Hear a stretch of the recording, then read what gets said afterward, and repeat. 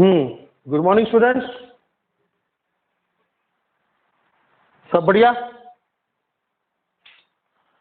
अपना भी सब बढ़िया। ठीक है, अभी अपन सेशन 8 यानी वही सेशन 7 कंटिन्यूड न्यूमेरिकल्स और देखेंगे। ठीक है, पहला देखिए क्वेश्चन नंबर 11 है एनसीईआरटी का। ये क्वेश्चन काफी इंपॉर्टेंट है नीट वालों के लिए, डायरेक्ट फॉर्मूला बेस्ड है। Obtain the ratio of nuclear radii of gold 197 and silver 107। ठीक है, तो बहुत सिंपल है कि जो न्यूक्लियर रेडियाई होता है वो directly proportional to mass number का पावर 1/3 होता है। That's all.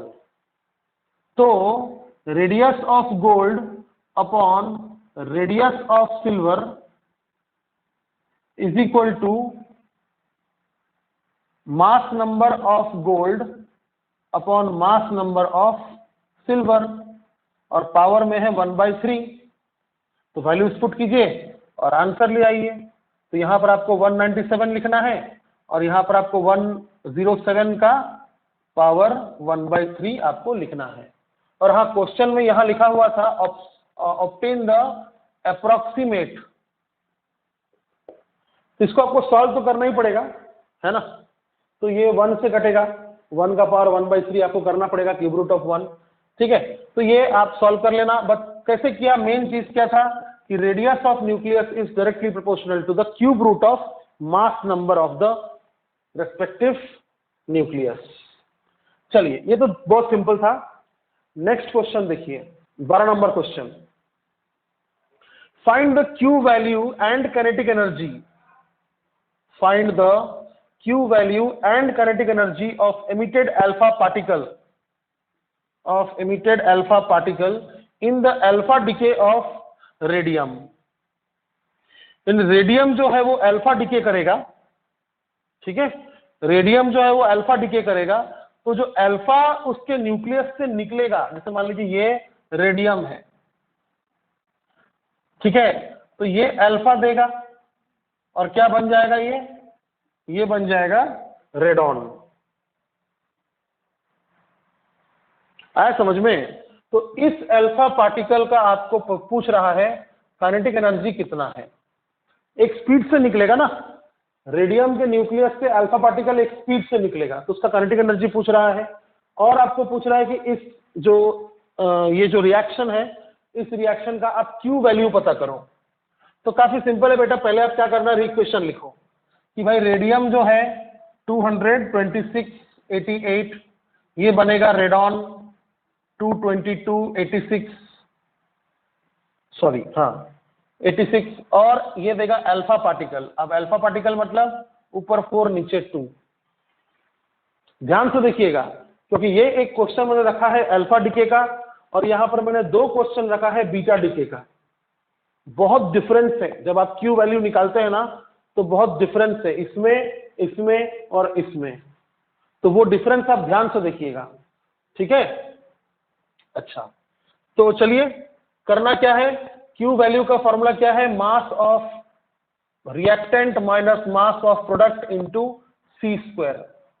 और आपको याद होगा कि अगर ये मासेस एएमयू में दिया है तो इंटू 931.5 करने से आपका एनर्जी डायरेक्ट निकलता है मेगा इलेक्ट्रॉन वोल्ट में। ठीक है, तो हमारा मासेस जो है वो एएमयू में ही दिया हुआ है। तो कैसे करेंगे आप, बस पुट कर दीजिए मास ऑफ रिएक्टेंट। रिएक्टेंट कौन है, ये रिएक्टेंट है, और प्रोडक्ट कौन है, ये दोनों प्रोडक्ट है। ठीक है, तो बस पुट कर दीजिए मास ऑफ रिएक्टेंट यानी mass of radon minus mass of radium minus mass of radon minus mass of helium, समझे, into 931.5। The answer will be in mega electron volt. तो काफी सिंपल है। अल्फा डिके में आपको सिर्फ क्या करना है, रिएक्टेंट माइनस प्रोडक्ट का मास लिख के माइनस सॉल्व कर देना है। तो मास तो दिया हुआ है, आप इसको पुट करके सॉल्व कर लीजिए। तो मास ऑफ रेडॉन कितना होगा, radium, mass of radium 226.02540 minus mass of radon, mass of radon भी दिया हुआ है 222.01750 01750 minus mass of alpha particle, तो वो भी दिया हुआ है यहां पर 4.002603, तो 4.002603 इंटू 931.5, तो जो भी आएगा वो आपका आंसर जो भी आएगा मेगा इलेक्ट्रॉन वोल्ट में आएगा। समझ में आया? हाँ, ये हो गया क्यू वैल्यू। लेकिन ध्यान से देखिएगा, वहां पर एक और चीज पूछा है, kinetic energy of the alpha particle emitted. इसके पीछे थोड़ा सा दिमाग लगेगा, आंसर यही होगा, is equal to kinetic energy of alpha particle. क्यों ऐसा? देखिए ध्यान से, यहां देखिए, जब एक रेडियम दो टुकड़ों में बटेगा, रेडॉन और हीलियम में, तो हीलियम का मास अगर मान लीजिए 4 है, इसका मास 222 है। समझ में आ रहा आपको? हीलियम का मास जो 4 है, इसका मास कितना है? 222। इसका मतलब क्या हो गया कि हीलियम का मास जो है वो बहुत कम है एज कंपेयर टू रेडॉन का मास। इसका मतलब क्या हो जाएगा कि सारा का सारा जो क्यू वैल्यू है वो हीलियम ही लेकर निकल जाएगा। कहने का मतलब यह है कि अगर मान लीजिए एक बहुत बड़ा ट्रक रेस्ट पे है, बहुत बड़ा ट्रक रेस्ट पे है, तो ट्रक से मान लीजिए बहुत स्पीड से एक आदमी उतर गया, जो भी है, मान लीजिए आप, ट्रक से बहुत स्पीड से एक आदमी उतर गया, तो क्या ट्रक पलट जाएगा? समझ रहे हैं आप? अगर ट्रक से थोड़ा ज्यादा स्पीड से अगर आदमी उतर जाए तो क्या ट्रक पलट जाएगा? नहीं, क्योंकि ट्रक का बहुत मास है। समझ में आया? तो सिंस इसका मास बहुत कम है, तो सारा का सारा काइनेटिक एनर्जी यही उठा लेगा। रिएक्शन का जितना भी काइनेटिक एनर्जी होगा, जितना भी क्यू वैल्यू होगा, वो पूरा काइनेटिक एनर्जी के रूप में इसी को मिल जाएगा, इसको कुछ खास नहीं मिलेगा। इसलिए जो भी आपका क्यू वैल्यू था वही आपका kinetic energy of alpha particle होगा। समझे? अच्छा, उसके बाद हम ये दोनों करने से पहले वो वाला क्वेश्चन करके दिखा देते हैं। 16 नंबर क्वेश्चन बहुत इजी है, इसलिए उसको पहले कर लेते हैं। तो बहुत सिंपल है, क्या बोल रहा कि मान लीजिए आयरन 58 को हमने मजबूर किया कि तुम 2 एल्यूमिनियम में टूट जाओ। समझे? आयरन को हमने मजबूर किया कि तुम 2 एल्यूमिनियम में टूट जाओ, तो क्या ये पॉसिबल है? क्या हम उसको सच में मजबूर कर सकते हैं? तो ये क्वेश्चन आपके लिए थोड़ा इंपॉर्टेंट है। This reaction will be possible, this reaction will be energetically possible, energetically possible if the Q value is greater than 0। यानी आप अगर इसको इसमें तोड़ रहे हैं तो उसमें इसका कुछ फायदा होना चाहिए। It must attain stability. You all know that iron is the most stable element. Iron is the most stable nucleus. तो इसको और स्टेबिलिटी की जरूरत नहीं है। एल्यूमिनियम का स्टेबिलिटी आयरन से कम है, तो नहीं होगा। बट फिर भी सॉल्व करके देख लो। तो क्या करना पड़ेगा? वही Q is equal to mass of reactant minus mass of product into C square. अब आपका जो वैल्यू है वो AMU में दिया है, तो सी स्क्वायर करने की जरूरत नहीं है।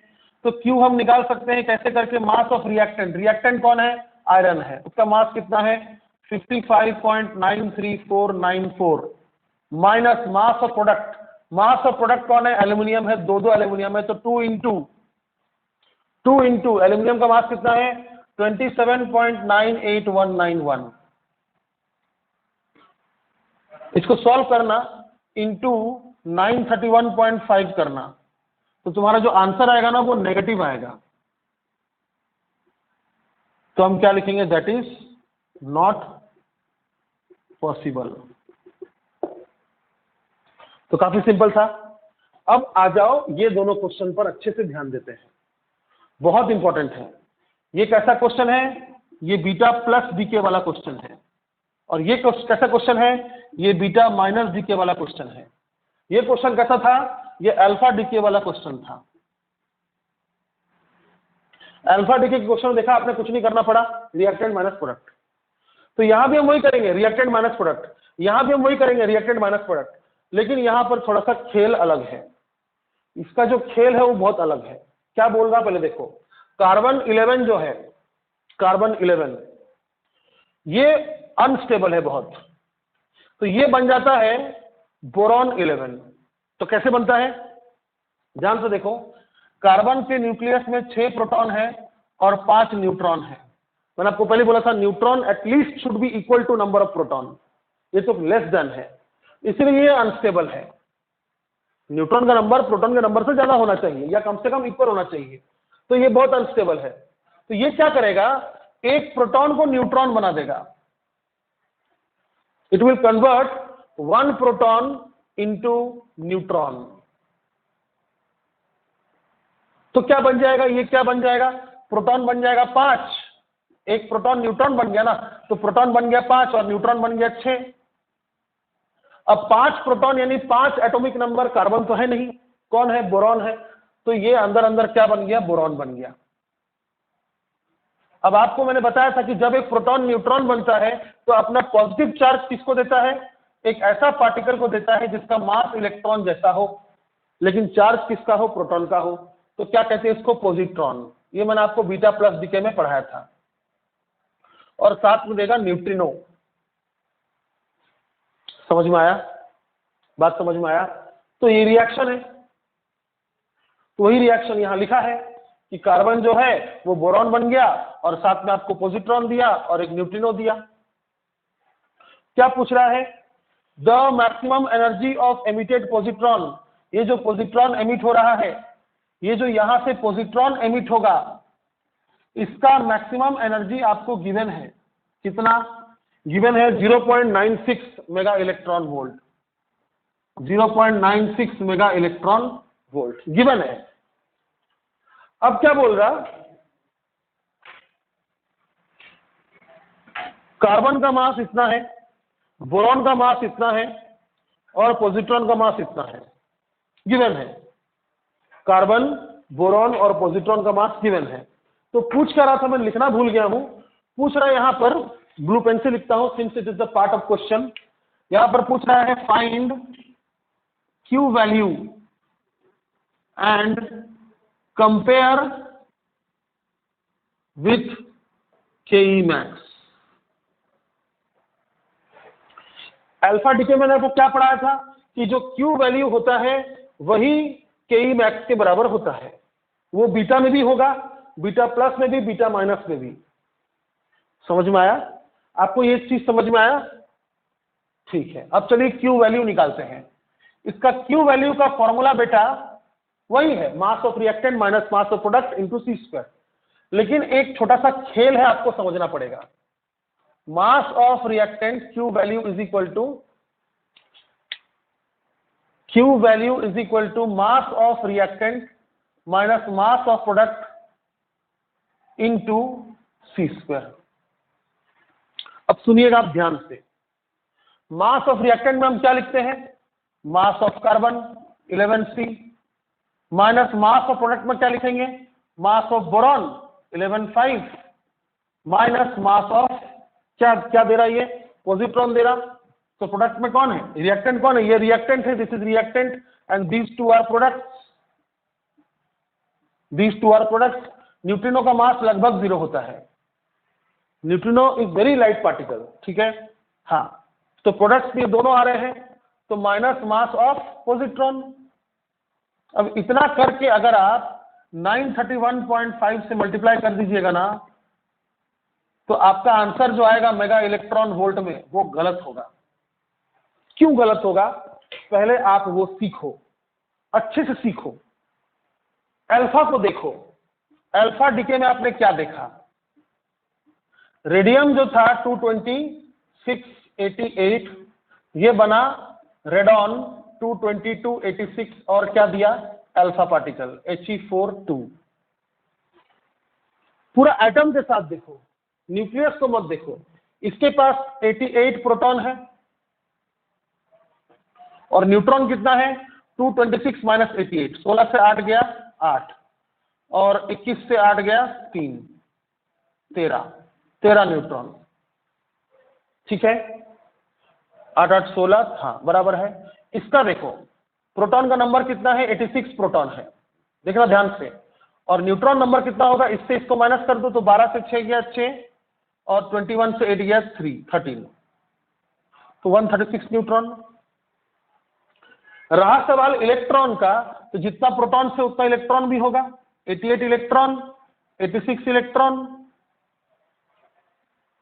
ठीक है। और हीलियम का अगर देखेंगे आप तो 2 प्रोटॉन है, 2 न्यूट्रॉन है और 2 इलेक्ट्रॉन भी है।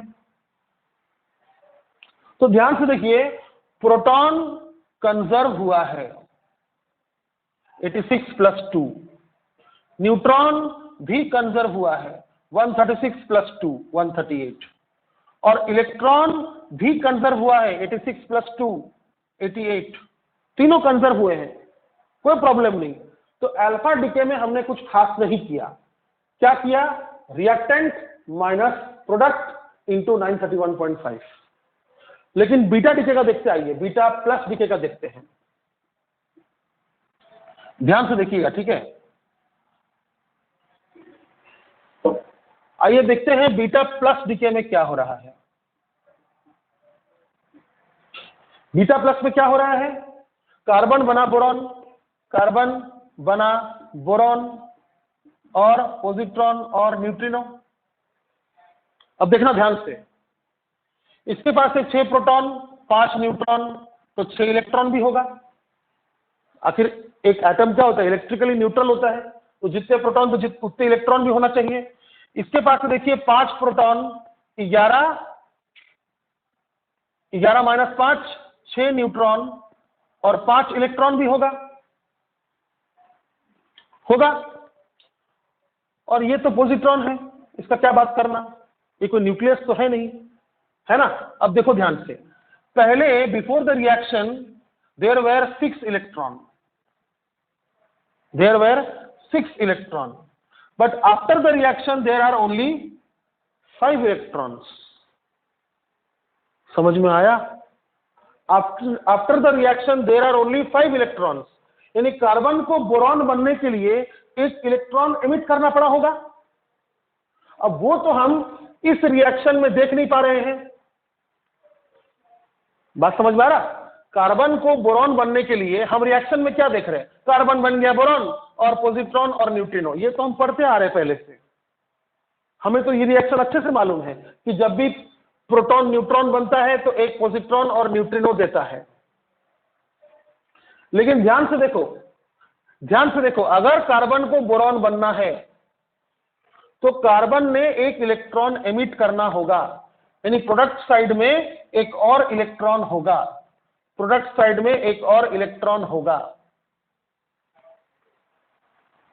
आया समझ में। इसीलिए यहां पर क्या करना होगा, प्रोडक्ट साइड में मास of reactant minus mass of product side में आपको सिर्फ पॉजिट्रॉन का मास लिखने से नहीं चलेगा काम, आपको इस इलेक्ट्रॉन का भी मास लिखना होगा प्रोडक्ट साइड में। समझ में आ रहा है, तो दोनों का मास तो सेम ही होता है, पॉजिट्रॉन और इलेक्ट्रॉन का मास सेम होता है, तो यहां पर आप 2me करेंगे, 2me। समझ में आया, पक्का समझ में आया, ठीक है। इस चीज को आप लिख लो, इसको भूलना मत, आप इसको लिख लो, और इससे पहले जो लिखा था ना मैंने अल्फा पार्टिकल के लिए यहां पर, वो भी लिख लो, आप इसको भी लिख लो कि an electron has to be emitted by carbon, an electron has to be emitted by carbon. समझ में आया, टू बिकम बोरॉन। अब सुनना ध्यान से कि कोई रेफरेंस बुक इस चीज को कैसे समझाता है। कोई रेफरेंस बुक, जब भी बारी आता है बीटा डीके का, चाहे वो बीटा प्लस हो या बीटा माइनस हो, जब भी बारी आता है बीटा डीके का, तो यहां पर वो न्यूक्लियर मास नहीं लिखता है, एटॉमिक मास से न्यूक्लियर मास माइनस करके लिखता है, समझा। यानी क्यू वैल्यू में नहीं, सॉरी मैंने गलत बोल दिया, यहां पर वो न्यूक्लियर मास लिखता है क्योंकि क्यू वैल्यू के फॉर्मूले में न्यूक्लियर मास है ये सब, बराबर। हाँ, तो क्या करता है, इन मासेस को एटॉमिक मास समझते हुए वो न्यूक्लियर मास निकालता है। कैसे, इलेक्ट्रॉन का मास माइनस करके। समझ में आया? यानी एटॉमिक मास अगर लिखा जाए तो क्या लिखेंगे आप? यही मास लिखेंगे, लेकिन उसमें से आप इलेक्ट्रॉन्स का मास माइनस कर देंगे। तो बड़ा सिंपल है, देखना ध्यान से। मास, यही फॉर्मूला कैसा लिखाएगा? पहले क्या था? ऐसा था ना? हाँ, पहले ऐसा था। रिएक्शन को देखकर कोई भी क्या लिखेगा? रिएक्शन क्या है? कार्बन देगा बोरॉन और पॉजिट्रॉन। इस रिएक्शन को देखकर कोई भी क्या लिखेगा? मास of reactant minus mass of product, यही लिखेगा। अब मैंने आपको समझा दिया है अपने तरीके से कि यहां पर 2 टाइम्स क्यों लिखना है, बट अब आप समझिए बुक इस तरीका। ठीक है, तो यहां पर वो एटॉमिक मास लिखेगा तो क्या करेगा? देखिए, वो लिखेगा कि मास of carbon minus mass of electron into 6। समझे? एक एटम के पास कोई भी आप न्यूक्लियस ले लो, उसके पास जितना प्रोटॉन होता है उतने इलेक्ट्रॉन्स होता है ना? हाँ, तो अगर आपको न्यूक्लियर का मास लिखना है, सिर्फ न्यूक्लियस का मास लिखना है, और आपको दिया है एटॉमिक मास, तो आप क्या करोगे? एटॉमिक मास से इलेक्ट्रॉन का मास माइनस कर दोगे। तो कार्बन 6 के पास कितने इलेक्ट्रॉन्स है? 6 इलेक्ट्रॉन्स है, तो आप यहां से 6 माइनस कर दोगे। इसका काम हो गया। अब इसका काम देखो, माइनस माइनस,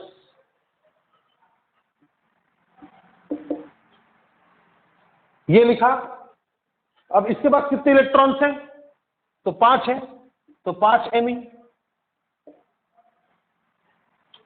समझा? और फिर माइनस में क्या है? Minus Me। ये पूरा टर्म है, ध्यान से देखना। इसके जगह मैंने लिखा mass of carbon minus 6 into mass of electron. Why? There are 6 electrons. इसके जगह क्या लिखा? Mass of boron minus 5 into mass of each electron, क्योंकि बोरॉन के पास 5 इलेक्ट्रॉन है, माइनस मास ऑफ पॉजिट्रॉन। अब आप जब इसको सॉल्व करोगे ना, तो अब देखना, ये माइनस और ये माइनस प्लस हो जाएगा। ये ब्रैकेट खोल दो, तो ये माइनस प्लस हो जाएगा, बराबर। अब 6 माइनस 1, माइनस 6 माइनस 1 कितना हुआ? -7, और -7 प्लस 5 2, तो यहां पर लिखेगा 2। तो याद रखना, भूलना मत। या फिर तुम शॉर्टकट बना लो कि शॉर्टकट क्या बना लो? फॉर 1 बीटा डीके, यानी फॉर 1 पॉजिट्रॉन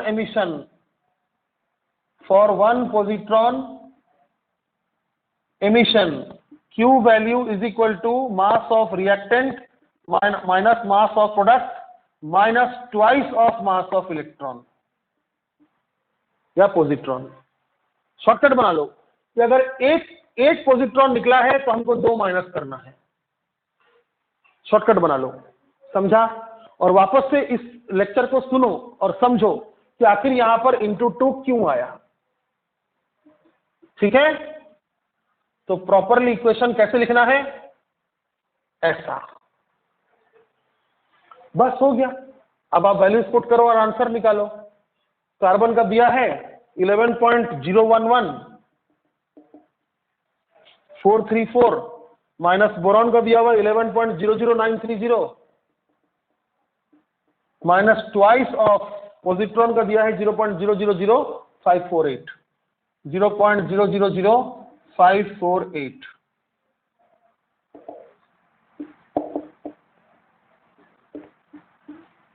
इंटू 931.5, आंसर किसमें आएगा? Mega electron volt. अब जब तुम इसको सॉल्व करोगे ना, तो मैंने सॉल्व करके देखा, वो आ रहा है 9622 मेगा इलेक्ट्रॉन वोल्ट। तो बोल सकते हो हाँ, it is comparable to the maximum kinetic energy of the positrons emitted 0.960। आया बात समझ में? पक्का समझ में आया? अगर बीटा प्लस डीके है, एक बीटा निकलने पर आपको 2 बीटा माइनस करना है। रीजन, प्रोटॉन न्यूट्रॉन बना है, यानी एक प्रोटॉन कम हो गया है, तो एक इलेक्ट्रॉन भी कम होना चाहिए एटम को न्यूट्रल रहने के लिए। समझ में आया?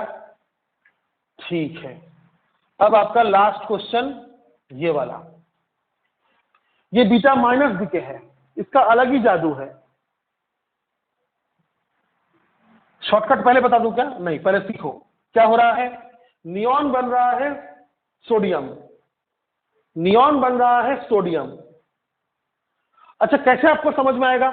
मान लो क्वेश्चन में लिखा नहीं है कि बीटा डीके है, रिएक्शन में मान लो क्वेश्चन में नहीं दिया है, तो समझ में कैसे आएगा? बड़ा सिंपल है, रिएक्टेंट और प्रोडक्ट दोनों का मास नंबर अगर सेम हुआ तो वो बीटा डीके है। समझा? अगर प्रोटॉन का नंबर कम हो गया तो वो बीटा प्लस है। यहां पर देखो प्रोटॉन का नंबर बढ़ गया है तो वो बीटा माइनस है, और मास नंबर सेम है। Very good. तो क्यू वैल्यू आप क्या लिखोगे? Mass of reactant minus mass of product into C square. तो क्यू वैल्यू आप कैसे लिखोगे? मास ऑफ रिएक्टेंट में क्या लिखोगे? पहले इक्वेशन लिखो, इक्वेशन लिखो, नियॉन 2310 बन गया सोडियम 2311। तो कैसे बना होगा? इसके पास क्या है? इसके पास है 10 प्रोटॉन और 13 न्यूट्रॉन, 23 माइनस 10। और इसके पास क्या है? 11 प्रोटॉन और 12 न्यूट्रॉन। सही। तो ये इस कॉन्फ़िगरेशन से इस कॉन्फ़िगरेशन में कैसे पहुंचा होगा? न्यूट्रॉन को प्रोटॉन बनाकर, है कि नहीं? अगर एक न्यूट्रॉन प्रोटॉन बन जाए, अगर एक न्यूट्रॉन प्रोटॉन बन जाए तो न्यूट्रॉन कितना बचेगा? 12, और प्रोटॉन कितना हो जाएगा? 11। तो बदले में क्या देगा? मैंने आपको सिखाया था कि जब न्यूट्रॉन प्रोटॉन बनता है तो क्या देता है? इलेक्ट्रॉन देता है और एंटी न्यूट्रिनो देता है। अगेन न्यूट्रिनो का तो मास है नहीं, उसका टेंशन मेरे को लेना नहीं है। तो अब यहां क्या करना है, देखो ध्यान से देखना, अच्छे से देखना।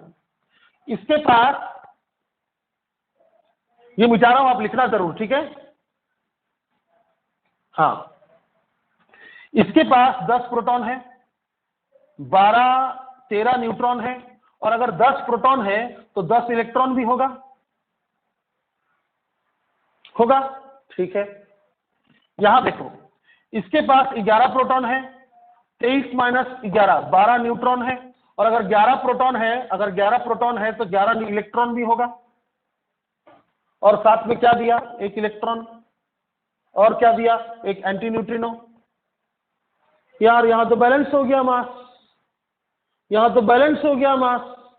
नहीं समझ रहा? देखो ध्यान से, पहले था 10 इलेक्ट्रॉन, पहले था 10 इलेक्ट्रॉन, अब है 11 इलेक्ट्रॉन। कहां से लाएगा? कहां से लाएगा? इसने दिया, वहां से ले लेगा। ये थ्योरेटिकल बात है, ये थ्योरेटिकल बात है, क्योंकि न्यूक्लियस से, नियॉन के न्यूक्लियस से, नियॉन के न्यूक्लियस से जो इलेक्ट्रॉन निकलेगा उसका बहुत हाई स्पीड होगा, वो उसी को वापस अपने ऑर्बिट में नहीं ले लेगा। नहीं, कंफ्यूजन दूर करो अपना। मैं क्या बोल रहा हूं? मास बैलेंस हो रहा है। मैं ये नहीं बोल रहा हूं कि यही इलेक्ट्रॉन को ले लेगा, मैं बोल रहा हूं कि इक्वेशन के लेफ्ट साइड में अगर आप देखिएगा तो कितना इलेक्ट्रॉन है? 10, और राइट साइड में कितने इलेक्ट्रॉन है? इसके पास 11 है, और ये जो इलेक्ट्रॉन है वो इसने ही दिया ना। तो अगर आप लॉजिकली सोचिएगा, लॉजिकली दिमाग लगा के, तो ये इलेक्ट्रॉन लेफ्ट साइड का पार्ट है, तो मास बैलेंस हो गया। इधर 10 इलेक्ट्रॉन, इसने एक दिया इलेक्ट्रॉन, वो इलेक्ट्रॉन, और इधर का राइट साइड का 11 इलेक्ट्रॉन बराबर हो गया कि नहीं हो गया? समझ में आया? दोबारा देखो, समझ में आया? ठीक है। तो शॉर्टकट क्या है फिर? अच्छा, तो क्या हो जाएगा? पहले आप जनरली कोई आदमी क्या लिखेगा? इस इक्वेशन मिटा दिया मैंने, नियॉन 2310 बना सोडियम 2311 और एक इलेक्ट्रॉन और एक न्यूट्रिनो। इस इक्वेशन को देखकर कोई भी क्यू वैल्यू का फॉर्मूला क्या लिखेगा? Mass of neon minus mass of sodium minus mass of electron, यही लिखेगा ना? यही लिखेगा ना? Product minus reactant. लेकिन ये गलत हो जाएगा, इससे आपका आंसर नहीं आएगा। मैंने आपको क्या तरीका सिखाया?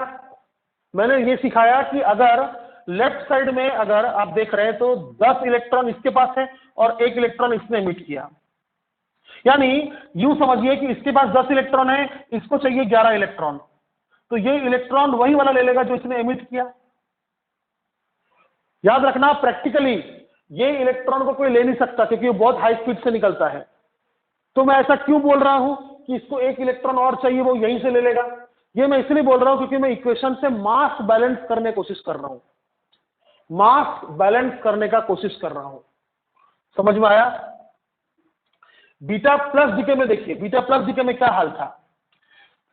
कार्बन 11 6, कितना प्रोटॉन? 6 प्रोटॉन, 5 न्यूट्रॉन, 6 इलेक्ट्रॉन, क्या बन गया? बोरॉन बन गया 11 5। तो कितना प्रोटॉन? 5 प्रोटॉन, 6 न्यूट्रॉन और 5 इलेक्ट्रॉन। बदले में क्या दिया? 1 पॉजिट्रॉन।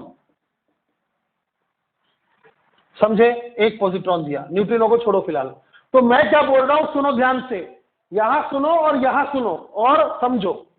यहां पर इसके पास 6 इलेक्ट्रॉन है और इसे बनना है बोरॉन जिसके पास होता है 5 इलेक्ट्रॉन।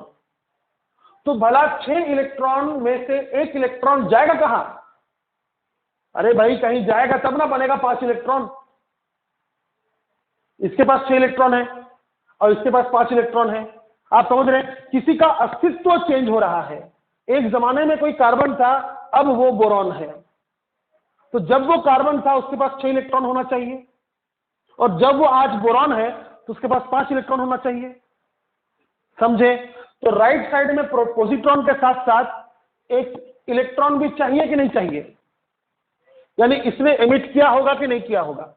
1 इलेक्ट्रॉन इसने एमिट कर दिया होगा तब ना ये बनेगा बोरॉन।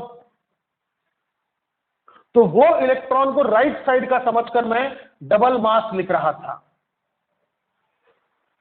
और यहां क्या हो रहा है? यहां पर 1 इलेक्ट्रॉन राइट साइड में चाहिए। यहां पर नियॉन एक जमाने में था, उसके पास कितना इलेक्ट्रॉन था? 10। आज वो सोडियम है, आज वो सोडियम है, तो उसके पास कितने इलेक्ट्रॉन होने चाहिए? 11। तो कहीं से लाएगा ना।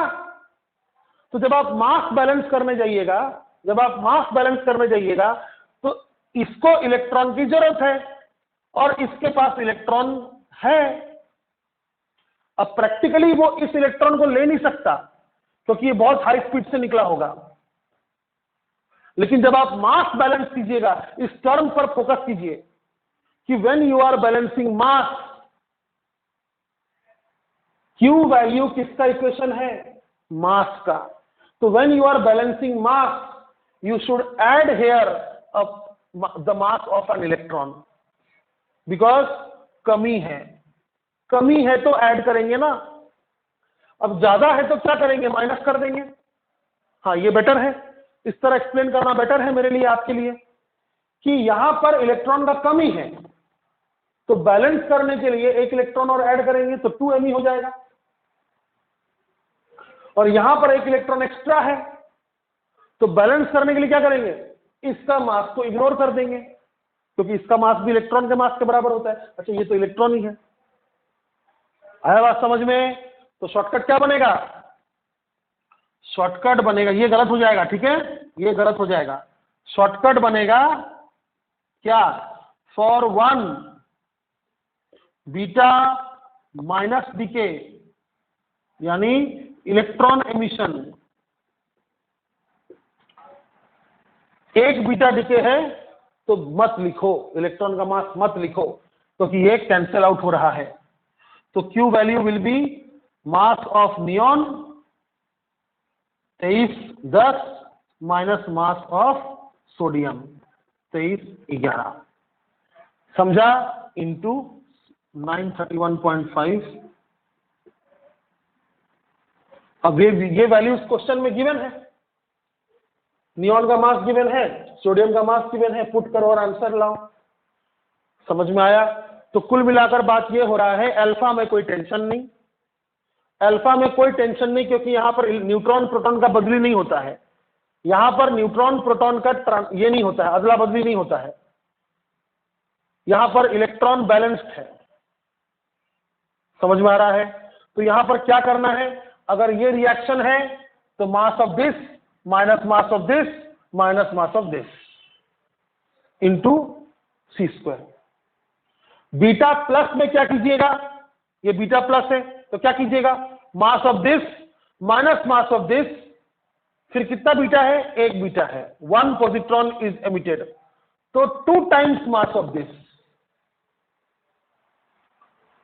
और बीटा माइनस में क्या करना है, mass of this minus mass of this. एक अगर निकला तो भी कैंसिल होगा, 2 निकला तो भी कैंसिल होगा, 3 निकला तो भी कैंसिल हो जाएगा। समझ में आया? तो फॉर 1 बीटा डीके हो या any number of beta decay हो, यही होगा आपका शॉर्टकट। आया समझ में? ध्यान से आप क्वेश्चन नंबर 13 और क्वेश्चन नंबर 14 अच्छे से देखिए, 13 और 14 अच्छे से देखिए, समझे? तो 12, 13, 14 आपके लिए बहुत इंपॉर्टेंट है, बहुत ज्यादा। समझ में आया? और याद रखना, ये एक्सेप्शन जो आपने किया कि यहां पर डबल मास लिख दिया, यहां पर मास ही नहीं लिखा पॉजिट्रॉन का, इलेक्ट्रॉन का, ये सिर्फ बीटा डीके में है, अल्फा में नहीं है, और न्यूक्लियर फिशन और फ्यूजन में भी नहीं है। तो न्यूक्लियर फिशन, न्यूक्लियर फ्यूजन और अल्फा डीके, ये तीनों में हम सबका मास लिखते हैं। जितना है, एक हीलियम है तो एक हीलियम का मास लिखेंगे, सबका मास लिखते हैं, जितना है उतना लिखते हैं। बीटा प्लस में पॉजिट्रॉन जितना है उसका डबल मास लिखते हैं, 2 पॉजिट्रॉन है तो 4 गुना करेंगे। समझ में आया? और अगर इलेक्ट्रॉन एमिशन है यानी बीटा माइनस डीके है तो हम इलेक्ट्रॉन का मास नहीं लिखेंगे, प्रोडक्ट साइड में जो इलेक्ट्रॉन है उसका मास नहीं लिखेंगे।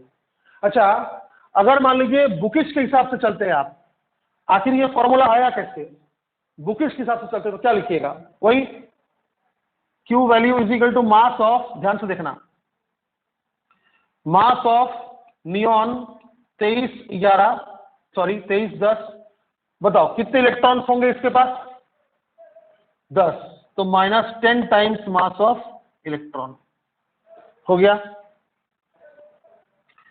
माइनस।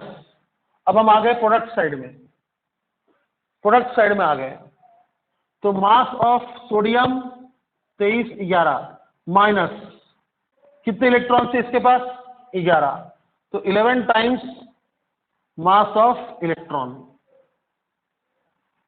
और माइनस मास ऑफ इलेक्ट्रॉन हो गया। अब देखो, करके देखो, जब ये ब्रैकेट खुलेगा, जब ये ब्रैकेट खुलेगा तो ये क्या हो जाएगा, ये माइनस रहेगा और ये हो जाएगा प्लस। अब करके देखो, -10 -1 कितना हुआ, -11, -11 और +11 कितना होगा, 0।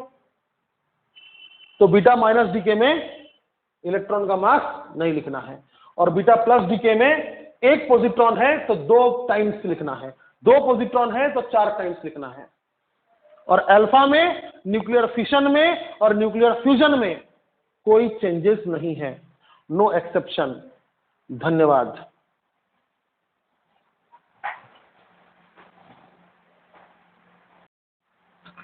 हाँ, गुड मॉर्निंग। देखिए, अब थोड़ा आगे देखते हैं हम लोग न्यूमेरिकल्स। 17 तक देख लिया था हमने, 18 नंबर देखिए क्या बोल रहा है। एक 1000 मेगावाट का रिएक्टर है, यानी पावर दिया हुआ है, तो 1000 मतलब 10³ और मेगा मतलब 10⁶, तो 10⁹ वाट, और वाट मतलब जूल पर सेकेंड। क्या बोल रहा है, 1000 megawatt reactor consumes half of its fuel, जितना भी फ्यूल था उसका आधा उसने कंज्यूम किया 5 इयर्स में, यानी मैं लिखूंगा in time 5 years it consumed कितना, कितना, हाफ ऑफ द फ्यूल। तो पूछ रहा है कि इनिशियली कितना यूरेनियम था, फिर मतलब इनिशियली कुछ था, उसका आधा कितने साल में यूज हो गया, 5 साल में यूज हो गया। तो अज्यूम कीजिए कि पूरा जो 5 साल है उसमें मशीन चला नहीं है, सिर्फ 80% ऑफ द टाइम ही चला है। तो पहले तो आप टाइम निकालो कि इन 5 सालों में कितना टाइम मशीन चला है, तो time will be 80% of 5 years, but हमें तो चाहिए सेकंड में, तो इंटू 365 इंटू 24 इंटू 3600। कैलकुलेशन बहुत बड़ा है बेटा, बट एंट्रेंस में ऐसे क्वेश्चन नहीं आते, और बोर्ड में आप लॉग बुक यूज कर सकते हैं। समझ में आया? तो इतना आएगा सेकंड में।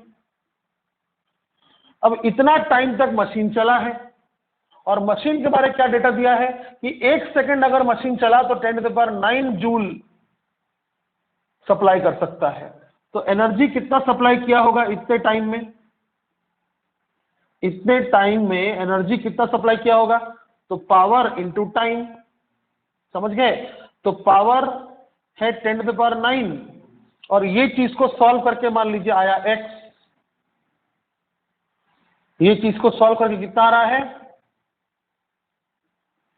x आया, मान लीजिए x सेकेंड, तो 10⁹x, ये किस में आएगा? जूल में। यहां तक समझ ही गए होंगे, बड़ा इजी है।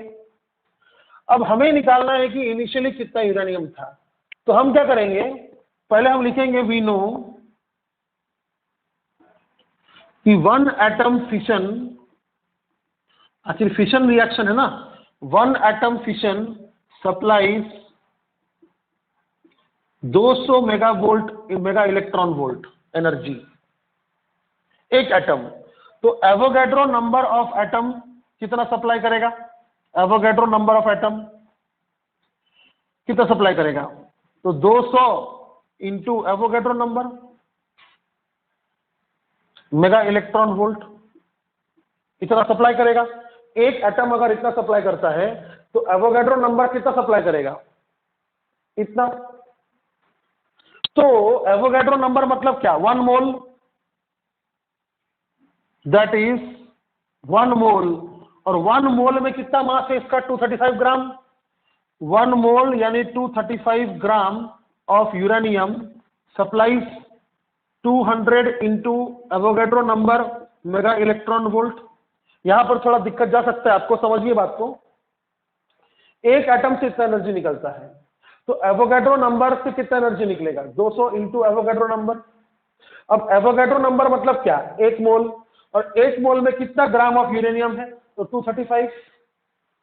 तो 235 gram of uranium can supply 200 into Avogadro number mega electron volt energy. तो 1 ग्राम कितना सप्लाई कर सकता है? 1 ग्राम कैन सप्लाई। अच्छा, क्वेश्चन में एक चीज लिखा हुआ था, मैंने उसको ओमिट कर दिया। क्वेश्चन में लिखा था कि अज्यूम कीजिए कि सारा का सारा एनर्जी न्यूक्लियर फिशन से आ रहा है, मतलब एनर्जी लॉस नहीं हो रहा है। तो 1 ग्राम कितना सप्लाई करेगा ना भाई? इतना ग्राम अगर इतना सप्लाई कर रहा है तो 1 ग्राम कितना करेगा? तो 200 इंटू एवोगैड्रो नंबर अपॉन 235। तो ये किस में आएगा? मेगा इलेक्ट्रॉन वोल्ट पर ग्राम। तो मुझे चाहिए जूल, तो मैं मेगा इलेक्ट्रॉन वोल्ट को जूल में कन्वर्ट कर दूंगा। तो मेगा मतलब 10⁶, और इलेक्ट्रॉन वोल्ट को जूल में कन्वर्ट करते हैं हम इलेक्ट्रॉन का चार्ज से मल्टीप्लाई करके।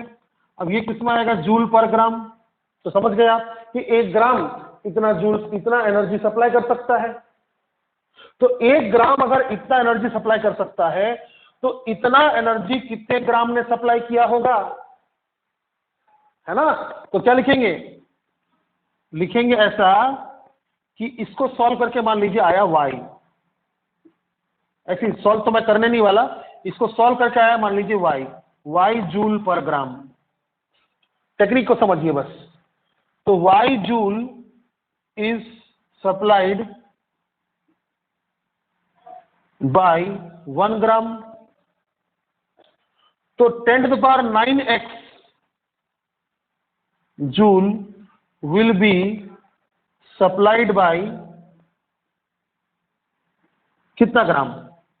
Simple math, 1 by y into 10⁹ into x। Unitary method बेटा।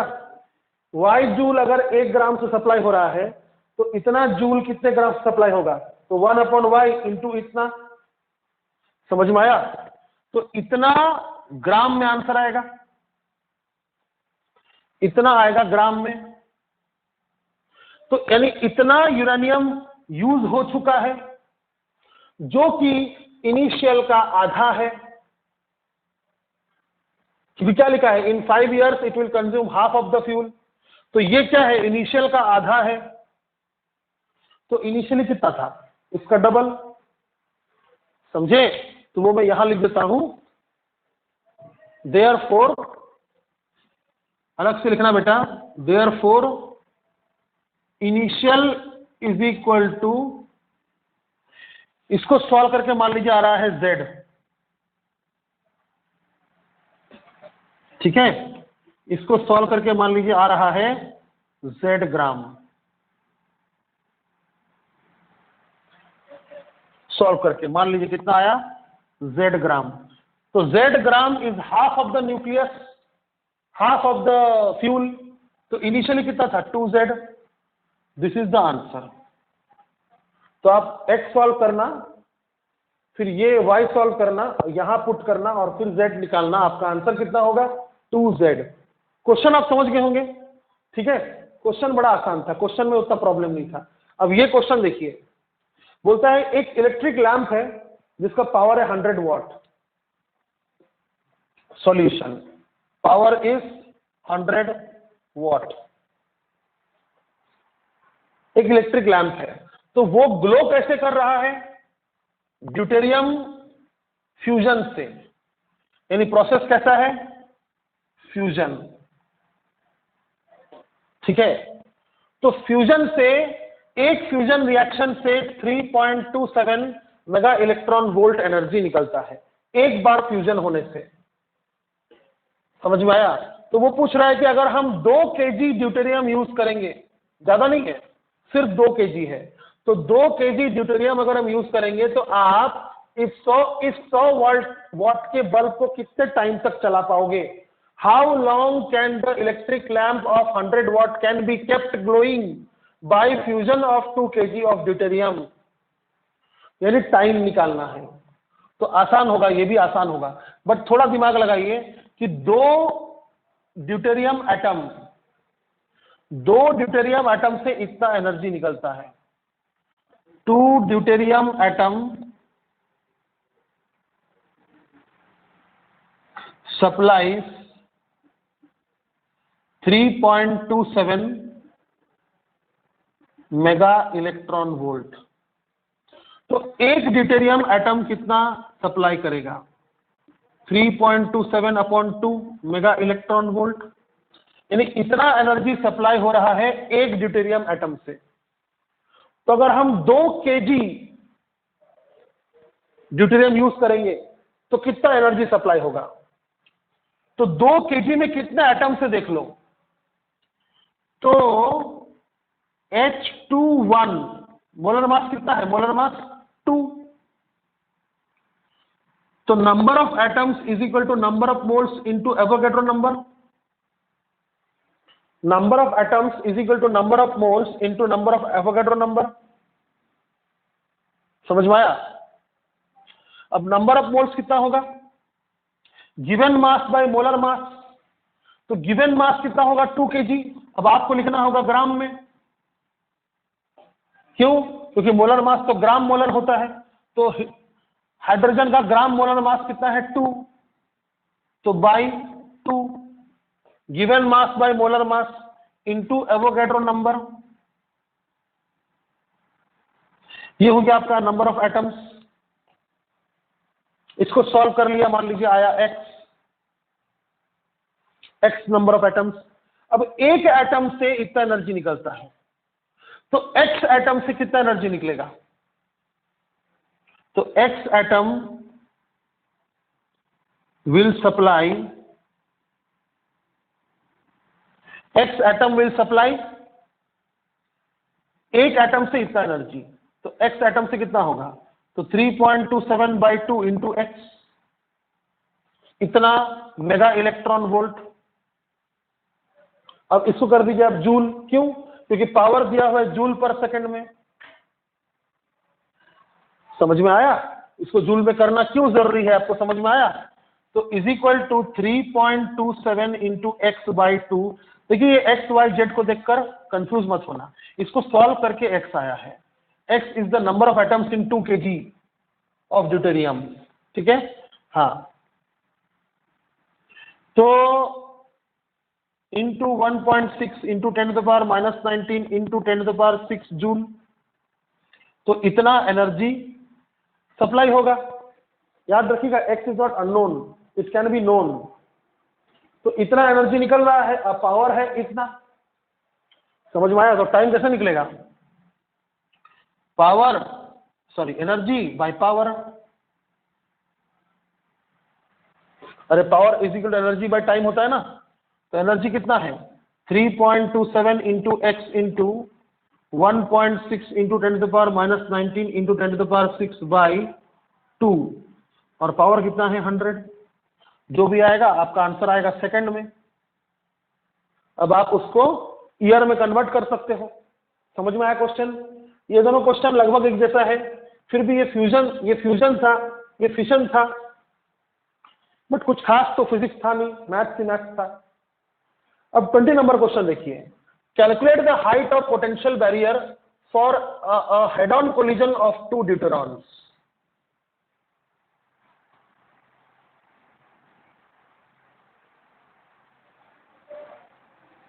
ऐसी बात है, ये बोल रहा है कि 2 ड्यूटेरॉन्स,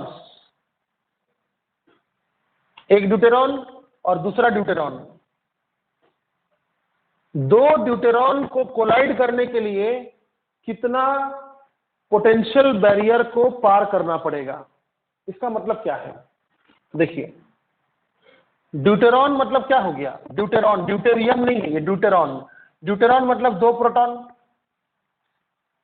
सॉरी ड्यूटेरॉन मतलब 1 प्रोटॉन और 1 न्यूट्रॉन, है ना। 1 प्रोटॉन इधर है और 1 प्रोटॉन इधर है, बहुत दूर से ये दोनों आ रहे हैं, एक दूसरे के पास आ रहे हैं। 2 ड्यूटेरॉन एक दूसरे के पास आ रहे हैं, दोनों पॉजिटिव चार्ज है, तो दोनों एक दूसरे के पास अपने मर्जी से आएंगे क्या, नहीं। समझ में आया। हाँ, तो आप पता करो कि भाई जब ये दोनों इनफाइनाइटली दूर थे तब तो इनका कोई पोटेंशियल एनर्जी था नहीं। जब ये दोनों टच में होंगे, जब ये दोनों टच में होंगे उस समय पोटेंशियल एनर्जी कितना है। तो मान लीजिए एक ड्यूटेरॉन का रेडियस है r, तो इनके बीच का डिस्टेंस कितना होगा 2r। आया समझ में, इनके बीच का डिस्टेंस कितना होगा 2r। तो बस पोटेंशियल एनर्जी निकाल लो। तो पोटेंशियल एनर्जी का फॉर्मूला क्या है इलेक्ट्रोस्टैटिक्स में, इलेक्ट्रोस्टैटिक्स में पोटेंशियल एनर्जी का फॉर्मूला क्या है, k q1 q2 upon r, ये फॉर्मूला है।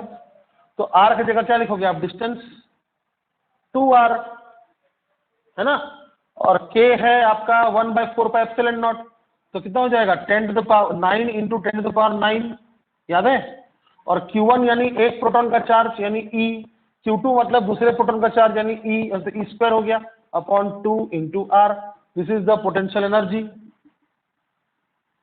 This is the potential energy. समझ में आया। तो हाइट ऑफ पोटेंशियल बैरियर मतलब आपको वो पोटेंशियल एनर्जी कैलकुलेट करना होगा जिसे आपको पार करना होगा। इतना पोटेंशियल एनर्जी जब तक आप इनको नहीं दीजिएगा तब तक आप इन दोनों को पास नहीं ला पाएंगे। समझ में आया। अब जैसे मान लीजिए ये मैं और पृथ्वी जुड़े हुए हैं, तो हमें पास लाने की जरूरत क्या है, आप कहीं से मुझे फेंक दीजिए, मैं पृथ्वी के पास ही आऊंगा। समझ में आया। Any 2 masses are mutually attracted towards each other by the help of gravitational force. If they are already being attracted, what is the need to do work on the system? They themselves will go towards each other. But if 2 objects are being repelled by each other, तो उनको पास लाने में दिक्कत है। तो सबसे नजदीक जब आप लाएंगे तब सबसे अधिक रिपल्शन होगा, उस समय आप पोटेंशियल एनर्जी निकाल लो। ये पोटेंशियल एनर्जी क्या बन जाएगा, आपका बैरियर बन जाएगा। यानी इतना एनर्जी आपको कम से कम क्रॉस करना होगा ताकि ये दोनों प्रोटॉन्स को पास में लाया जा सके। सर तो आगे क्या, आगे कुछ नहीं, इतना पास लाने पर ये दोनों फिर कभी अलग नहीं होंगे। क्यों? क्योंकि इनके अंदर अब इलेक्ट्रोस्टैटिक रिपल्शन से कई गुना ज्यादा न्यूक्लियर फोर्स ऑफ अट्रैक्शन आ जाएगा। क्वेश्चन का बेसिस समझे? हाँ, क्वेश्चन नंबर 22 देखिए, बहुत हट के क्वेश्चन है। मैंने आपको इलेक्ट्रॉन कैप्चर पढ़ाया था, उसी से रिलेटेड क्वेश्चन है। बोल रहा है show that if beta plus emission is energetically allowed, मतलब मैंने तो beta plus emission is energetically allowed, मतलब ये रिएक्शन हो सकता है, then electron capture is necessarily allowed but vice versa is not correct. कहने का मतलब यह है कि अगर बीटा प्लस हो रहा है तो इलेक्ट्रॉन कैप्चर भी हो सकता है, लेकिन अगर इलेक्ट्रॉन कैप्चर होगा तो यह जरूरी नहीं है कि बीटा प्लस भी होगा। तो मैंने आपको क्या सिखाया है? सबसे नोट क्या है इस क्वेश्चन का? नोट, इस क्वेश्चन का नोट है a reaction is allowed, a reaction is allowed if Q value is greater than 0, मतलब पॉजिटिव। तो अपन क्या करेंगे, एक बार बीटा प्लस रिएक्शन को देखेंगे, एक बार इलेक्ट्रॉन कैप्चर को देखेंगे, और दोनों बार हम Q वैल्यू निकालेंगे। चलो देखते हैं। पहले हम करेंगे बीटा प्लस, यानी बीटा डीके। तो बीटा प्लस में क्या होता है, कोई भी एक एलिमेंट ले लो X, जिसका मास नंबर है A और एटॉमिक नंबर है Z, इसका क्या बन जाता है? प्रोटॉन बन जाता है न्यूट्रॉन।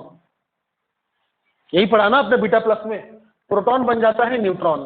तो प्रोटॉन अगर एक गायब हो गया, बन गया न्यूट्रॉन, तो मास नंबर 1 से कम हो जाएगा। मैंने सिखाया आपको कि बीटा प्लस पे Z-1 हो जाएगा डॉटर न्यूक्लियस का, AZ-1, और साथ में क्या देगा? एक पॉजिट्रॉन और एक न्यूट्रिनो, जिसका मास नेग्लिजिबल है।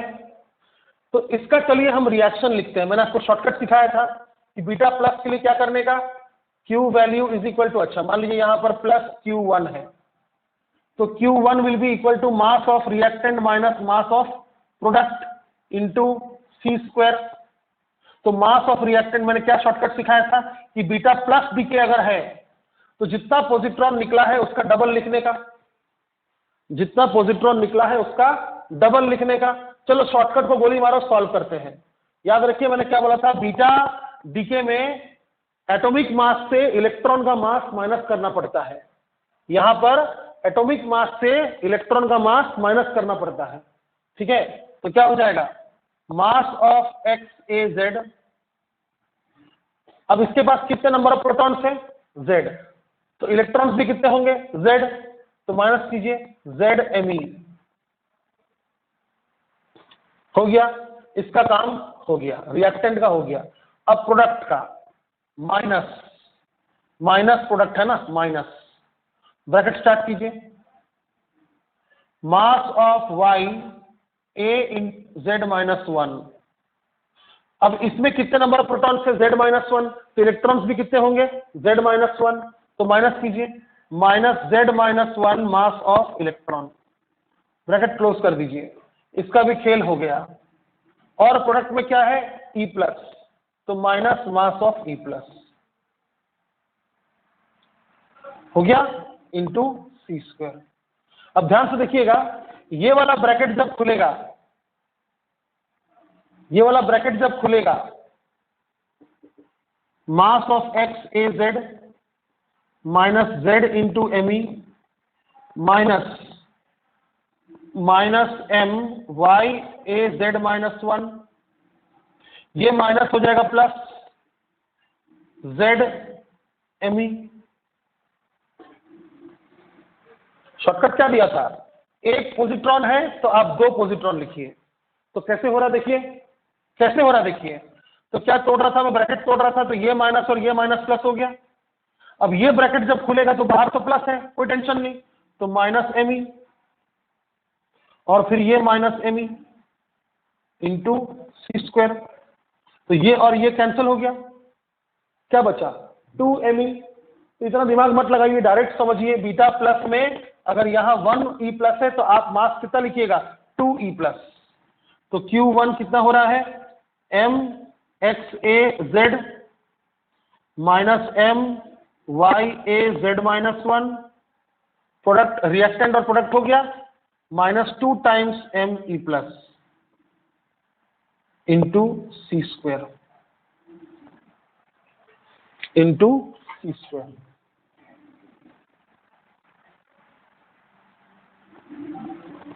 ठीक है, अच्छा, तो यह आपका हो गया Q1। अब चलिए देखते हैं इलेक्ट्रॉन कैप्चर। इलेक्ट्रॉन कैप्चर याद है उसमें क्या होता है इलेक्ट्रॉन कैप्चर में, मैंने क्या पढ़ाया था, ये मान लीजिए एक न्यूक्लियस है जिसमें 10 प्रोटॉन है और 11 प्रोटॉन है और 10 न्यूट्रॉन है। तो प्रोटॉन एक्स्ट्रा चलता नहीं है और ये प्रोटॉन न्यूट्रॉन में बदल नहीं पा रहा है मान लीजिए, तो क्या करेगा, इसका जो इनरमोस्ट ऑर्बिट है के शेल, वहां से एक इलेक्ट्रॉन को अंदर घुसा लेगा, मतलब इलेक्ट्रॉन को कैप्चर कर लेगा। इस तरह से क्या होगा, ये प्रोटॉन और ये इलेक्ट्रॉन नलीफाई हो जाएगा, यानी चार्ज बैलेंस हो जाएगा, जीरो हो जाएगा, तो ये प्रोटॉन भी क्या बन जाएगा, न्यूट्रॉन। तो बाद में क्या होगा, फिर इसके पास 10 प्रोटॉन होगा और 11 न्यूट्रॉन होगा। आया बात समझ में, 10 प्रोटॉन होगा और 11 न्यूट्रॉन होगा। ठीक है, ये होता है आपका इलेक्ट्रॉन कैप्चर।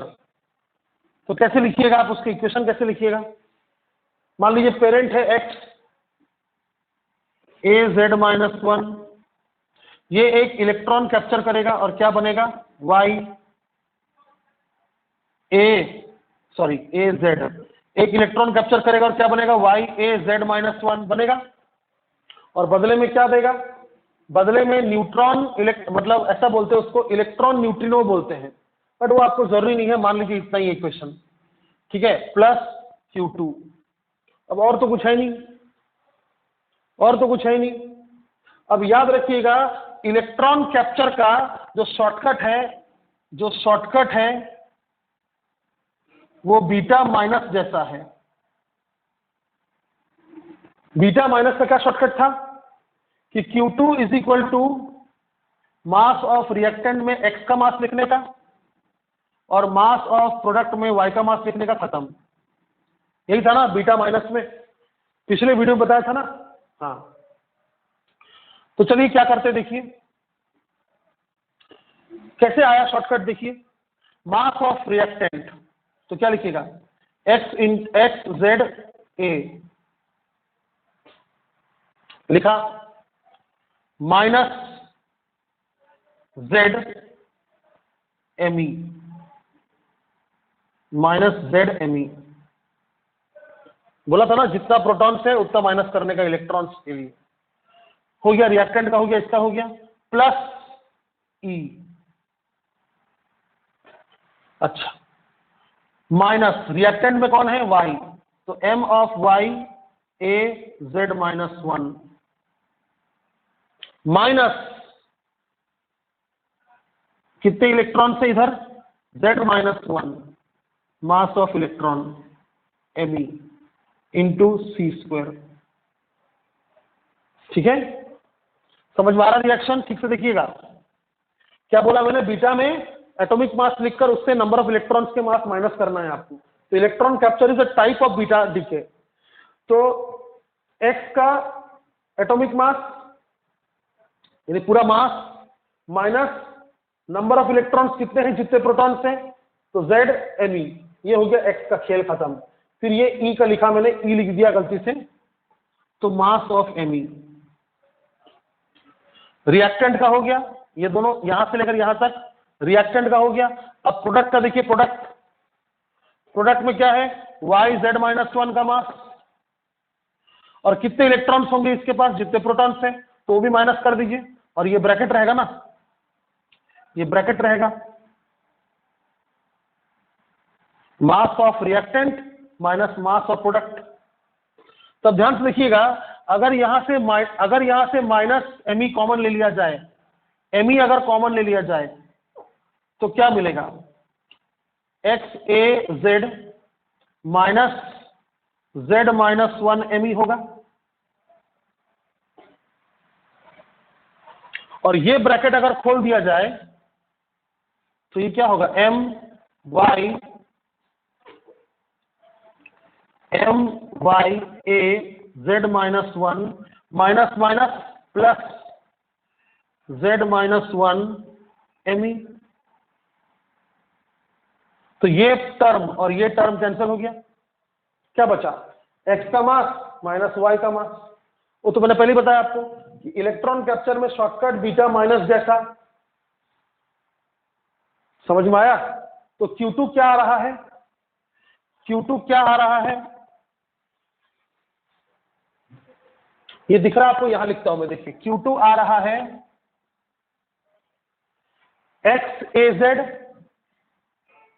XAZ माइनस इसका मास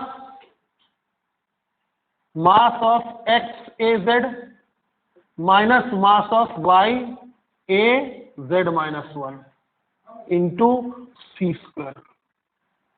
यानी इलेक्ट्रॉन कैप्चर के लिए हमने इक्वेशन कैसा लिखा, इलेक्ट्रॉन कैप्चर के लिए हमने ये इक्वेशन लिखा Q1, और हमने Q2 लिखा, सॉरी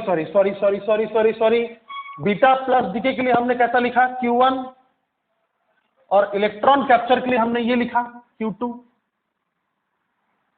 अब वो क्या बोल रहा है कि अगर बीटा प्लस डीके पॉसिबल है तो इलेक्ट्रॉन कैप्चर पॉसिबल है, मतलब if Q1 is greater than 0 then Q2 is of course greater than 0। देखो सही है कि नहीं है, कोशिश करो समझने का। ये क्या है, ये Q1 इज इक्वल टू, इसको मान लो A, इसको मान लो B, और इसको मान लो C।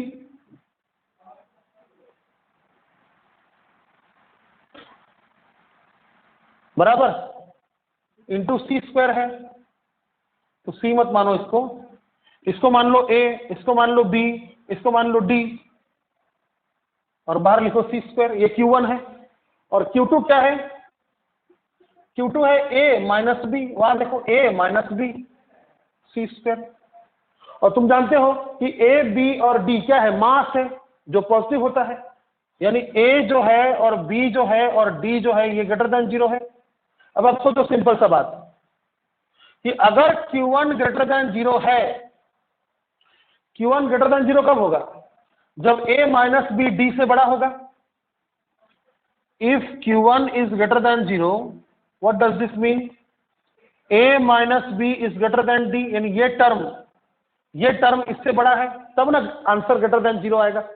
तो ऐसा अगर हुआ, अगर ये इससे बड़ा है और D खुद एक पॉजिटिव नंबर है, तो ये भी पॉजिटिव नंबर है, इसका मतलब Q2 भी, then Q2 is greater than 0, Q2 is greater than 0।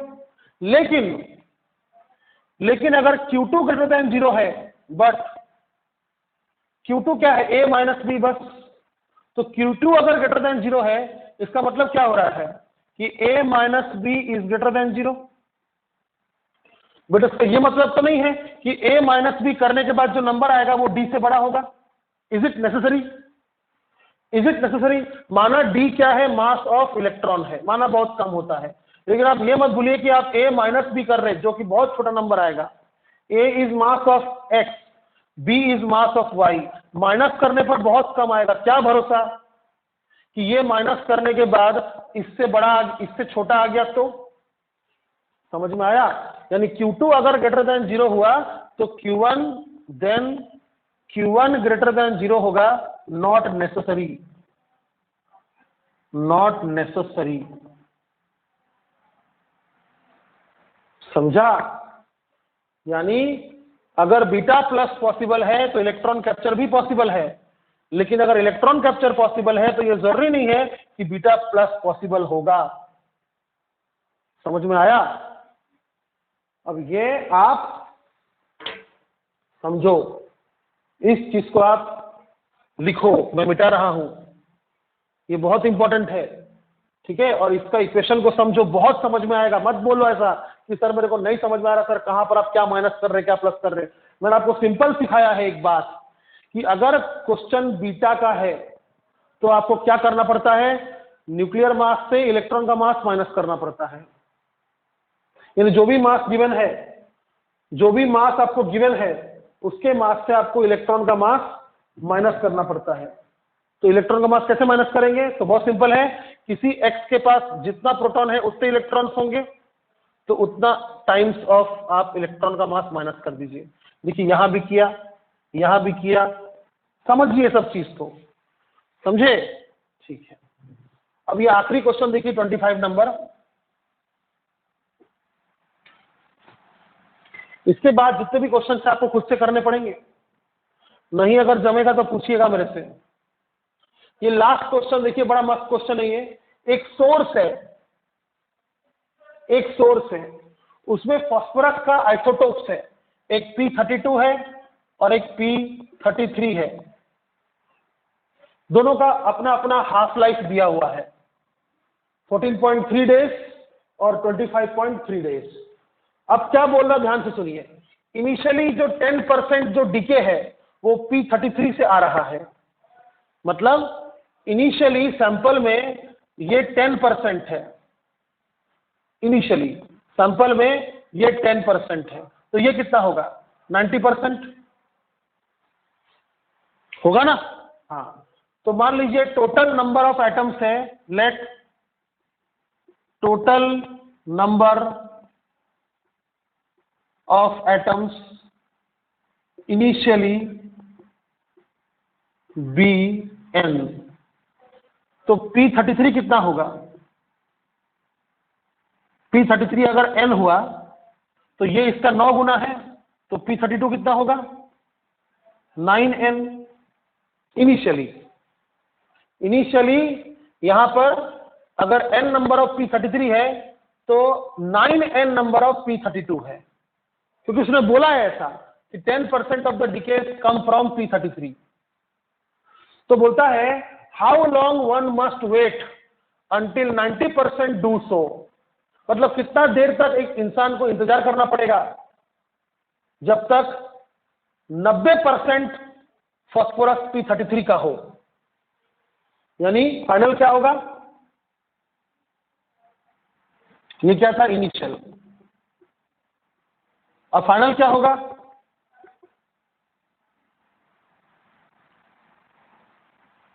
Final होगा 10% P32 और 90% P33। तो मान लीजिए फाइनली मान लीजिए n dash number of atoms हैं, लेट टोटल नंबर ऑफ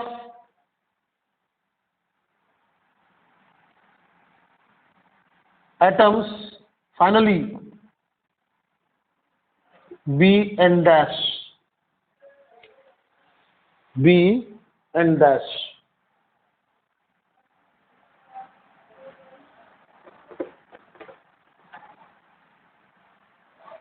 ठीक है, तो P33 कितने होंगे फाइनली,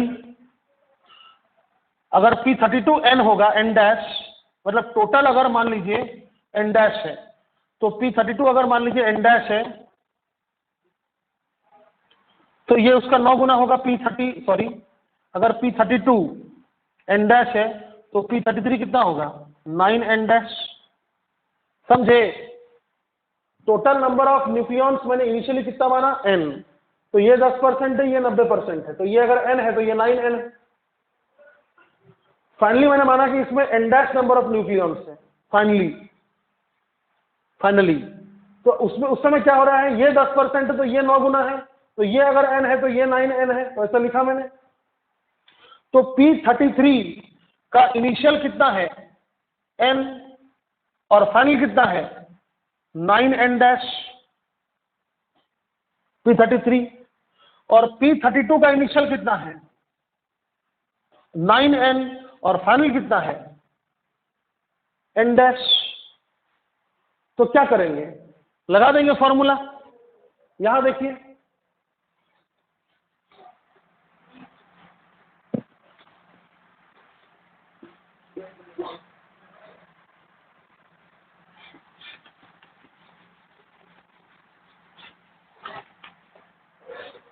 यहां देखिए क्या फॉर्मूला है, n by N naught is equal to E to the power minus lambda T, और फॉर्मूला क्या है, lambda is equal to log 2 by T half base E, यानी ln2। तो क्या करेंगे हम, पहले लिखेंगे फॉर P33, तो क्या लिखेंगे, P33 के लिए कितना है, इनिशियली n और फाइनली 9n डैश, तो इनिशियल ये है और फाइनल ये है, तो for P33 n by 9n dash is equal to minus lambda P33 का इंटू टी, समझा। और P32 के लिए क्या करेंगे, इनिशियल कितना है, P32 का इनिशियल है 9n और फाइनल कितना है, फाइनल है n डैश, तो 9n बाई n डैश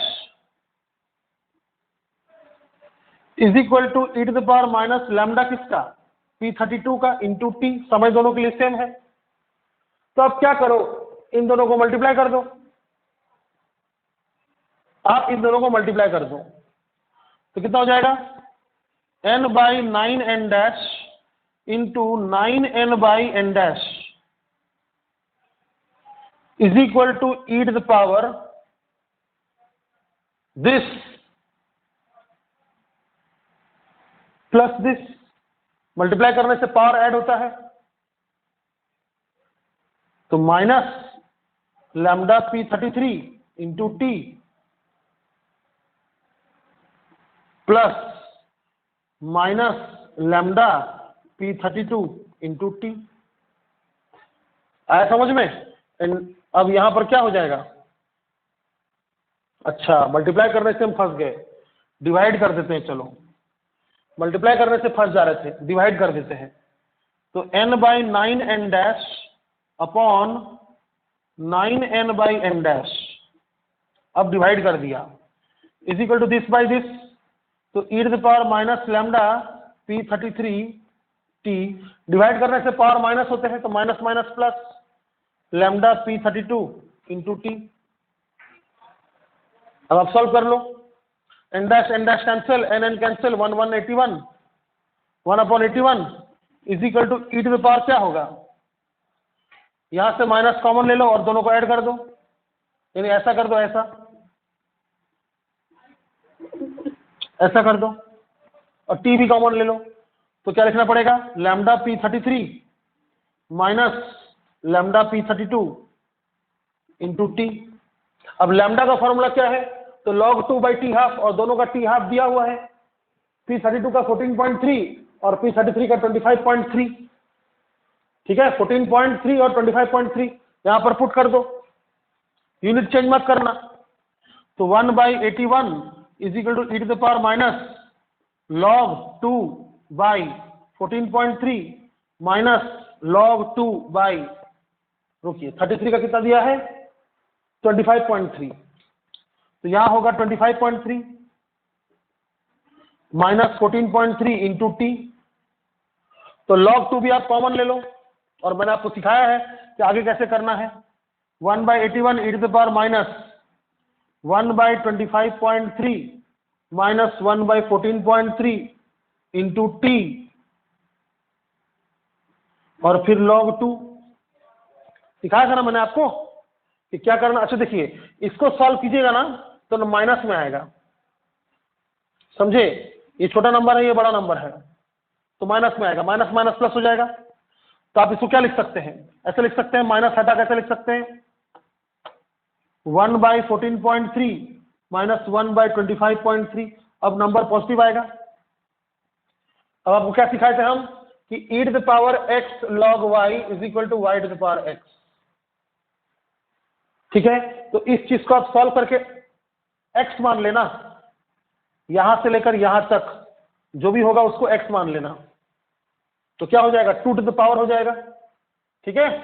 तो अगर हम इसको सॉल्व करते हैं फर्दर तो क्या होगा, 1/81 is equal to 2 to the power, अब ऐसे सवाल जेडब्ल्यू को आते, नीट को नहीं आते, घबराना मत, लेकिन सीबीएसई वालों को आ सकते हैं, 2 to the power this x x जो भी होगा सॉल्व कर लेना, 14.3 माइनस 1/25.3 इंटू टी। अब यहां से आप टी पता करो, 7-8 जन्म लगेंगे बट आंसर आ जाएगा। जो भी आएगा वो डेज में आएगा, जो भी आएगा वो डेज में आएगा, समझा। तो इसके बाद 2-4 क्वेश्चंस और हैं, शायद टोटल क्वेश्चन 31 है करना, और मैं आपको पीडीएफ भेज रहा हूं जिसमें क्वेश्चंस रहेंगे स्टेट बोर्ड के, वो भी करना, क्योंकि इसके कर लिए मतलब स्टेट बोर्ड के बहुत इजी है।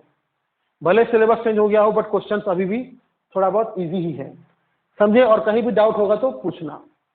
अब अगला वीडियो में एक बनाऊंगा जिसमें मैं कुछ क्वेश्चन सॉल्व करूंगा जो बच्चों ने डाउट पूछा है। तो मिलते हैं नेक्स्ट सेशन में। ये वीडियो तो बहुत ही लंबा हो चुका है और मैं आपको अच्छे से वार्निंग दे रहा हूं कि 22 नंबर अच्छे से समझिएगा, क्योंकि समझ में आसानी से नहीं आने वाला। याद रखिएगा, अल्फा डीके के लिए, न्यूक्लियर फिशन, न्यूक्लियर फ्यूजन के लिए जो दिखता है वो लिखते हैं क्यू वैल्यू निकालते वक्त। लेकिन बीटा के लिए हमने आपको सिखाया कि बीटा प्लस में अगर एक पॉजिट्रॉन है तो आप जब क्यू वैल्यू का फॉर्मूला लिखिएगा फाइनल वाला, तो 2 times of mass of positron कर दीजिएगा। और बीटा माइनस और इलेक्ट्रॉन कैप्चर में, बीटा माइनस और इलेक्ट्रॉन कैप्चर इन दोनों में क्या करना है, आपका फाइनल फॉर्मूला में इलेक्ट्रॉन या पॉजिट्रॉन का मास आएगा ही नहीं, कितने भी रिएक्शंस हो, यानी एक पॉजिट्रॉन निकले या एक इलेक्ट्रॉन निकले या 10 इलेक्ट्रॉन निकले, कितने भी इलेक्ट्रॉन्स निकले। समझ में आया? आज टकाटक भी नहीं है मेरे पास, खा गया मैं पहले ही।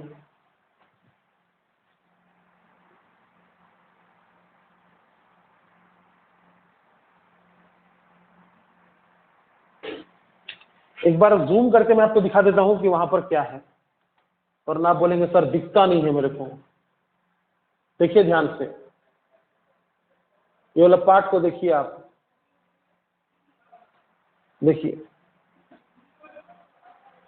क्या लिखा है यहां पर बीच में सेकंड कॉलम में क्या लिखा है, reaction is allowed if Q value is greater than 0। ये सबसे पहला नोट है। फिर मैंने क्या सिखाया, बीटा डीके में क्या करना है, 4th स्टेप में देखिए जहां कैंसिल हो रहा है उससे एक स्टेप पहले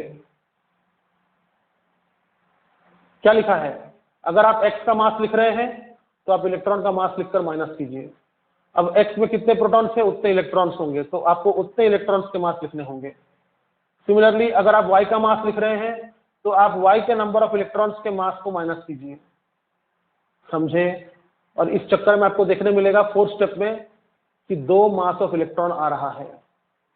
समझ में आया?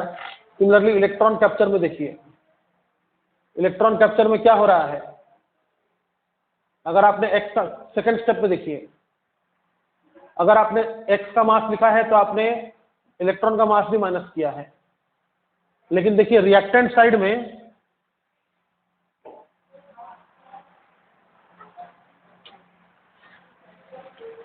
देखिए, ध्यान से देखिए,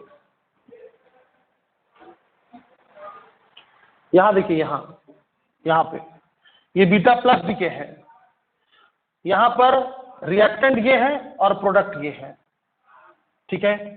तो जब आप रिएक्टेंट का मास लिख रहे हैं तो आप उसमें मास ऑफ इलेक्ट्रॉन माइनस कर रहे हैं, और ये सिर्फ बीटा में ही करना है। तो कितना मास ऑफ इलेक्ट्रॉन माइनस कीजिएगा, जितना प्रोटॉन से। सिमिलरली रिएक्टेंट के साइड में, प्रोडक्ट के साइड में अगर आप y का मास लिख रहे हैं तो आपको y में जितने इलेक्ट्रॉन्स है उसका मास माइनस करना होगा। तो y में कितने इलेक्ट्रॉन्स है, Z-1 प्रोटॉन्स, तो Z-1 इलेक्ट्रॉन्स। समझ में आया? तो इसमें Z-1 मैंने माइनस किया है, और प्रोडक्ट साइड में ही ये पॉजिट्रॉन है तो मैंने उसका मास भी माइनस किया है। कुल मिलाकर आप देखिए ये Z और ये Z कैंसिल हो जाएगा, ये देखिए Z कैंसिल हो गया, और ये 1 Me जो है, और ये 1 Me और ये 1 Me हो जाएगा आपका 2 Me। ये बीटा प्लस में होता है। अब यहां देखिए इलेक्ट्रॉन कैप्चर और बीटा माइनस में शॉर्टकट एक ही यूज होता है। इसमें क्या किया, अगर x का मास लिखा Z तो नंबर ऑफ इलेक्ट्रॉन्स के मास से माइनस किया, और सिंस इलेक्ट्रॉन कैप्चर में, स्पेशली इलेक्ट्रॉन कैप्चर में रिएक्टेंट साइड में एक इलेक्ट्रॉन है, तो मैंने रिएक्टेंट साइड में एक इलेक्ट्रॉन का मास ऐड किया है। इन दोनों से मैंने माइनस साइन कॉमन लिया है, तो क्या आया z-1। प्रोडक्ट साइड में अगर आप देखिएगा तो y(z-1), तो उसका मास लिखा, तो z-1 mass of electron minus भी किया, ब्रैकेट खोला, तो ये माइनस प्लस हो गया। अब ये z-1 me और ये z-1 me कैंसिल, तो me बचा ही नहीं। तो इसका शॉर्टकट भी वैसे ही होगा जैसा शॉर्टकट बीटा माइनस में होता है, जैसे यहां पर लिखा हुआ है, सिर्फ x का मास और y का मास। आया बात समझ में?